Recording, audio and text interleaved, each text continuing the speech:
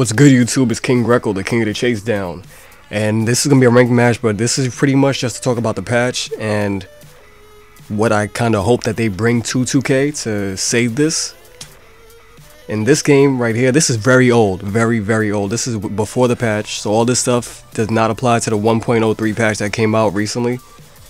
And this game, you will see me when I was, I guess, most raw inside this, whatever. Like, I wasn't... How do I say it?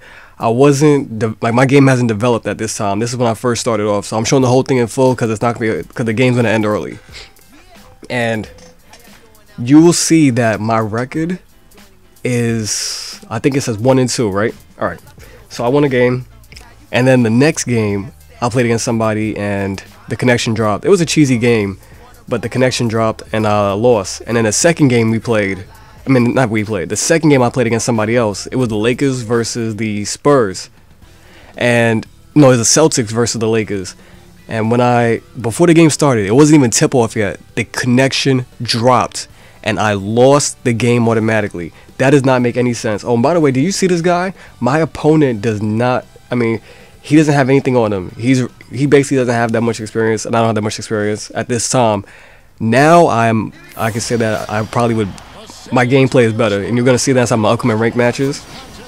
And I kind of feel like I really deserve a stat wipe because my stats are not accurate for my ranked match rankings, and also my team up ratings, because I played 3 team up games, 2 with Dirk and 1 with Russell Westbrook.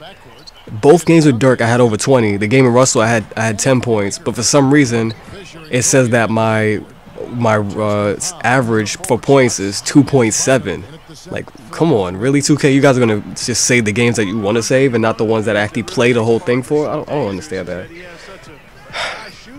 So, my first question really is, was 2K12 supposed to be that gateway game in between 2 dominant titles? Because when you have a really good thing, usually you follow it up with something bad, so that way the next thing just blows you out of the water. And that's what I'm wondering, that's what 2K12 is. Like, is that the reason why they're taking out Crew, so next year they can sell copies of 2K13 by saying Crew is back?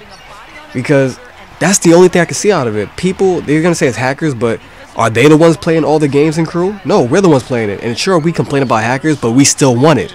So that means that regardless of whether it goes away or not, we're willing to put up with it as long as we can have that feature. At least let us choose not to play it. So I think that's their way of trying to get money out of the 2K13 game, just in case there isn't an NBA season in 2013.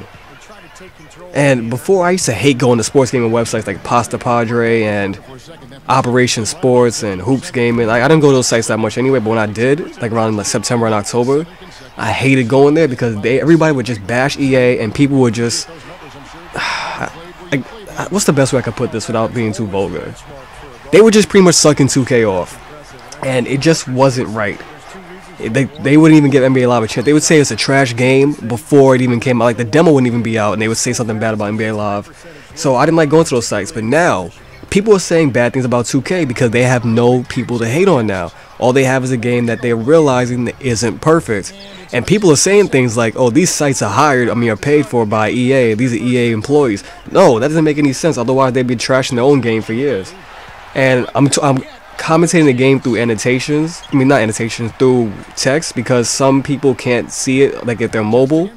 And I want you guys to see some of the problems that are going on in this game just inside the shorter period of time that I am playing this. Now, they have offline and they have online problems. So you guys already know about the offline lag. I mentioned that before. The passing is at an all-time low. Like, if there's one person on the left side of the court next to me and I hold to the left, I will throw it on the right side of the court to some random player as far away as possible. It's like the game is trying to force turnovers to either make the game go lopsided or make the game close, and I don't understand that. That doesn't make sense. If I use icon passing, then my guy takes his breath, takes a second, takes a deep breath, holds the ball, thinks about it, and then passes it. And by that time, the defense is already set up to go take the ball away.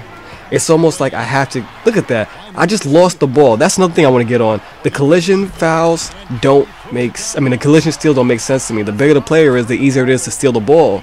It's like you just got to stay in front of them and then you dribble it off of them. Or you even dribble it off of them. You just don't let them be able to put the ball down on the floor, and then you just get screwed over like that. The centers also, they ripped me up a lot. In my first game against the Nuggets and my players, I am not exaggerating. Nene ripped the ball from me 3 times off the dribble before halftime. I am dead serious. And whenever they take me out of the game of my player, the other team always goes on a crazy run, which I can't stand. Did that happen to you guys also? Computer players also move at unrealistic speeds from time to time. I have some videos where players are almost teleporting to the position. Kind of like that NBA Finals commercial where LeBron and D-Wade were teleporting because they were promoting that X-Men movie, First Class. That's what it feels like. There's an open spot, and then the computer gets there before the ball gets there. Inside one of my upcoming My Player games, you will see when I play against LeBron James, he throws the ball to the person, like he's under the basket. He throws it to a guy at half court before I could even get back down from attempting to steal the pass. He is ahead of me. How is he moving at the same speed of the pass? Anyway, you guys will see when I upload the video. There's a timeout rating list. This isn't that big of a deal, but there's times when I would hit, because they didn't mention this inside the patch updates, but when I would be inside the timeout, I would hit A to try to skip through the timeout, and instead of just advancing on to getting back to the game, they would say bad call for pass multiple times, an excessive call for pass, even though I'm in a timeout. Sometimes the game just plays itself, like, because I don't play point guard, I play small forward. The computers will waste the shot clock and force terrible shots at the end of the games. Like, they will not run the final play, so I have to call timeouts and try to get the ball ASAP off of the inbound. And also there's times when like they'll go play for play without ever pass me the ball, and I'll just keep getting bad call for pass, and that's just frustrating. I don't have to mention anything about the stealing and on ball stealing because it's ridiculous. They said they're gonna lower it, but it's not low enough. Yeah, you guys will see inside my upcoming games that coming after the patch. The AI, sometimes I get double turnovers off of one loose ball, and I don't understand that. Like, that will kill your rating ASAP, and I don't know why that happened, but they need to fix that. There are way too many loose ball fouls. It's almost like if you get boxed out backwards facing away from the hoop, it doesn't make any sense. And sometimes when I get boxed out after a free throw, they hold me, and then I never, they don't let go of me until like the other team's already at half court in the fast break. And if I try to jump or move away, it'll be a loose ball foul. The computers go for a lot of off-ball charging, but like I noticed that number has going down, so that's not that big of a deal. It's sometimes I go for a layup on the left side of the hoop with the left analog stick, the right analog stick. I'll purposely hold it to the left to go for a left-handed layup, and my guy will stop and then go to the right anyway. He'll either get blocked or just lose the ball, and it's just ridiculous. I don't get that. The mid-range ratings are non-existent. Manu Ginobili, for one, you'll see me take a lot of threes with Manu because his mid-range rating is only a 64 or 61, either one. But I'm like, that doesn't make any sense. How can a guy be a killer from 3, but in mid-range he can't shoot? And there's a lot of teams like that have teams where everybody has a three-point symbol, but if you take one step in front of the line, you cannot hit that shot anymore. I don't get it. And you got people like LeBron with mid-range ratings higher than Kobe, higher than Steve Nash. Are you kidding me? Paul Millsap, he has higher ratings than Steve Nash and Kobe when it comes to mid-range. Serge Ibaka does too. But anyway, forget about the ratings. When it comes to online, because that's what this game is, an online game, the game drops most of the time. Like, my record after this one, I'm gonna spoil a surprise. He's gonna quit on me soon, very soon, and you will see that I get screwed over again, right? I played in 3 team-up games. I already mentioned that before, and they need to fix that. When it comes to, like, the ratings are broken. Like, in NBA Live 10 came out, the 3-point range were ridiculous. Like, people would choose the Cavaliers back when LeBron and Shaq were playing, and they would just have Shaq and Big Z grab all the rebounds. LeBron would grab rebounds, but Mo Williams would take all the shots, and Ben Gordon would take all the shots for the Pistons. Like, it was ridiculous. People were pretty much abusing the 3-point shooting because the slider was too high. Not the rating, but the slider. And that's kind of what it's like in 2K. Like, the ratings are high, but the slider is way too high because people are making shots that they shouldn't be able to make regardless of how high their rating is. Like, you can contest it and it still goes in. You will also see that inside one of my upcoming rank match videos. When it comes to scoring inside, layups are ridiculously hard. It seems like you have to do like a hop step layup or a spin layup in order to get one off. Like, you just can't go up against your opponent, and sometimes even if you get them into the air, you still get screwed on the way down. The floaters are still pointless. Like, Live had good floaters. Inside this game, I don't understand. Like the floaters are almost like an automatic turnover. And now, when it comes to the 2K developers, they lied about the defense. They said that off-ball defense would hurt the other person because the computer wouldn't react as fast and things like that. The computers stick you much better than any person can, and it's ridiculous. The off-ball defense is probably a better way to play. I play on-ball because I can't play like that. I can't do any type of cheesy play. It's not because I record videos, because I play like this when I play offline. I play like this when I play against computers. I always play on-ball because I always felt that it's better and more realistic, makes the game more fun. They confuse people about with certain topics because they didn't always explain things out. They would talk about the new feature, but they didn't tell you everything. Like the online associations, there's a lot of problems in that, but I'm not even going to get into that because that's like a whole video right there.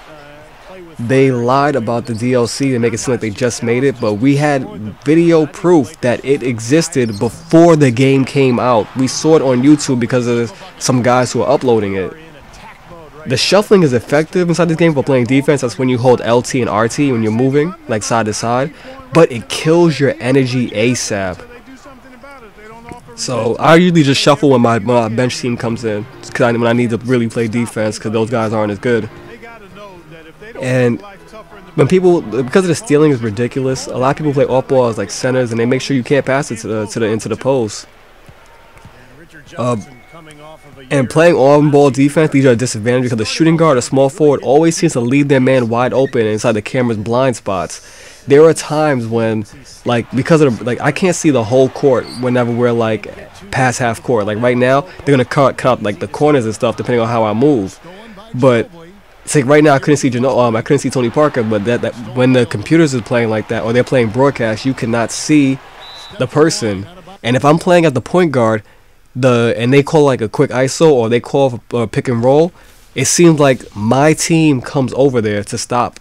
Come over there to help, and they leave men wide open at 3, and it just gets on my nerve. They need to fix that. Like, so just fix these problems. That'll make the game so much better. And also, NBA2K.com, where is it? You guys know that it's past a month already. It's past 5 weeks already. Like I go to that site pretty much every other day, and it still is not up.